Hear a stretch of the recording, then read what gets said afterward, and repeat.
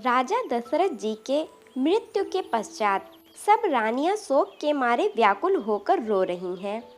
वह राजा के रूप, शील, बल और तेज का बखान कर करके अनेकों प्रकार से विलाप कर रही हैं और बार बार धरती पर गिर पड़ती हैं। दास दासीगण व्याकुल होकर विलाप कर रहे हैं और नगर निवासी घर घर रो रहे हैं।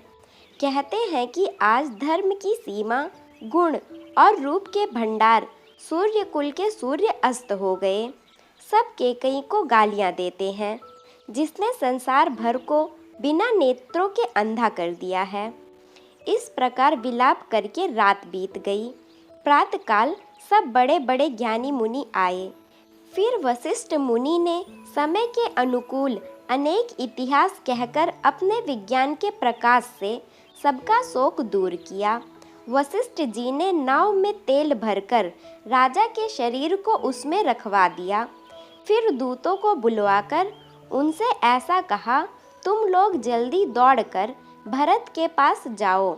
राजा की मृत्यु का समाचार कहीं किसी से ना कहना। जाकर भरत से बस इतना ही कहना कि दोनों भाइयों को गुरुजी का बुलावा भेजा है। मुनि की आज्ञा अनुसार धावन दौड़े। इधर जब से अयोध्या में अनर्थ हुआ है, तब से भरत जी को अपशगुन दिखाई दे रहे हैं। वह रात को भयंकर स्वप्न देखते थे। वह प्रतिदिन ब्राह्मणों को भोजन कराकर दान देते थे। अनेकों विधियों से रुद्राभिषेक करते थे। महादेव जी को हृदय से मानकर उनसे माता पिता, कुटुंबी और भाइयों का कुशल क्षेम मांगते थे। भरत जी इस प्रकार मन में चिंता कर रहे थे कि दूत आ पहुँचे।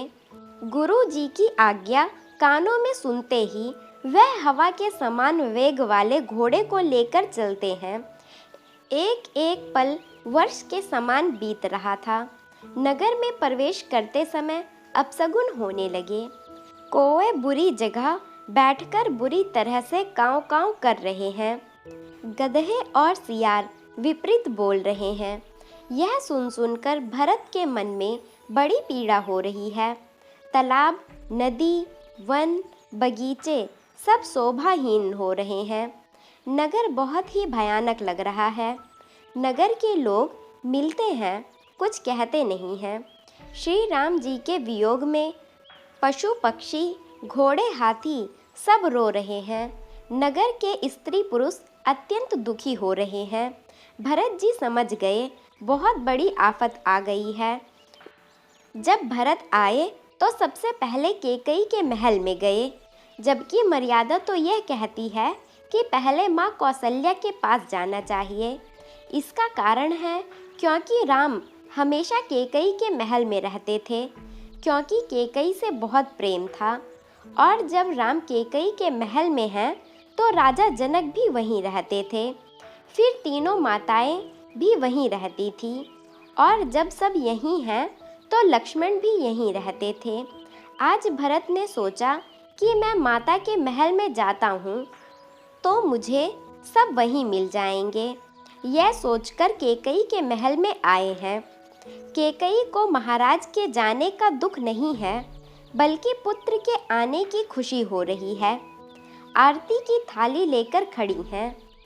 जैसे ही भरत ने माता का वेश देखा तो मानो झकझोर दिया गया हो। भरत को समझ गए हैं अब पिताजी स्वर्ग सिधार गए हैं। फिर भी पूछते हैं। भरत जी ने कहा, कहो पिताजी कहाँ हैं? मेरी सब माताएं कहाँ हैं? सीता जी और मेरे प्यारे भाई राम लक्ष्मण कहाँ हैं? केकई कहती है, बेटा इनमें से तुम्हें कोई नहीं दिखेगा। मैंने बिगड़ती बात बना ली थी। बेचारी मंथरा सहायक हुई, पर विधाता ने बीच में जरा सा काम बिगाड़ दिया। वह यह कि राजा देव लोक को पधार गए।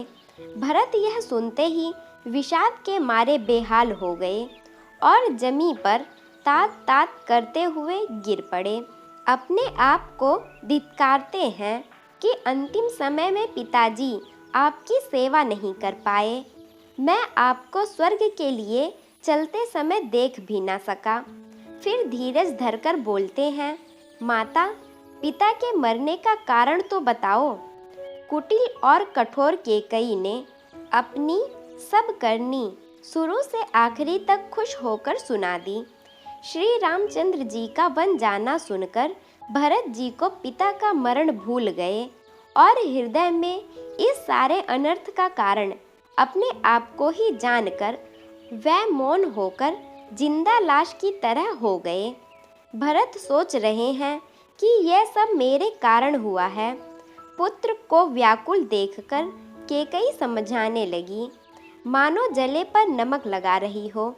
केकई कहती है, भरत तुम चिंता छोड़ दो और राज भोगो। उन्होंने धीरज धरकर बड़ी लंबी सांस लेते हुए कहा, पापिनी, तूने सभी तरह से कुल का नाश कर दिया। यदि तेरी ऐसी ही अत्यंत बुरी इच्छा थी तो तूने जन्म देते ही मुझे मार क्यों नहीं डाला।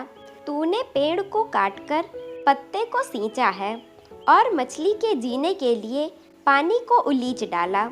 मुझे इतना अच्छा सूर्यवंश मिला, दशरथ जैसे पिता और राम लक्ष्मण जैसे भाई मिले, लेकिन मेरा दुर्भाग्य तो देख, मुझे तेरे जैसी माँ मिली।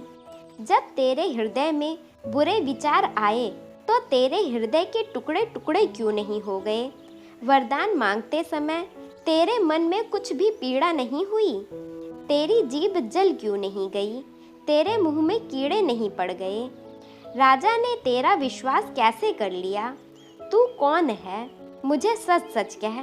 तू जो है सो है। अब मुंह में स्याही पोत कर उठकर मेरी आंखों की ओट में जा बैठ। भरत जी महाराज ने यहाँ तक कह दिया, तूने जग में ऐसा काम कर दिया है कि आज के बाद कोई भी पिता अपनी बेटी का नाम केकई नहीं रखेगा। विधाता ने मुझे श्री राम से विरोध करने वाले तेरे हृदय से उत्पन्न किया। मेरे बराबर पापी दूसरा कौन है। मैं व्यर्थ ही तुझे कुछ कहता हूँ। माता की कुटिलता सुनकर शत्रुघ्न जी के सब अंग क्रोध से जल रहे हैं, पर कुछ वश नहीं चलता। उसी समय वो कुबरी मंथरा वहाँ आई। उसे देखकर लक्ष्मण के छोटे भाई शत्रुघ्न जी क्रोध में भर गए, मानो जलती हुई आग को घी की आहुति मिल गई हो। उन्होंने जोर से तककर कुबड़ पर एक लात जमा दी। वह चिल्लाती हुई मुंह के बल जमीन पर गिर पड़ी। उसका कुबड़ टूट गया, कपाल फूट गया, दांत टूट गए और मुंह से खून बहने लगा। वह कराहती हुई बोली, हाय देव, मैंने क्या बिगाड़ा, जो भला करते बुरा फल पाया। उसकी यह बात सुनकर शत्रुघ्न जी उसे पकड़ पकड़ कर घसीटने लगे। तब दयानिधि भरत जी ने उसको छुड़ा दिया और दोनों भाई कौशल्या जी के पास गए। जय श्री राम।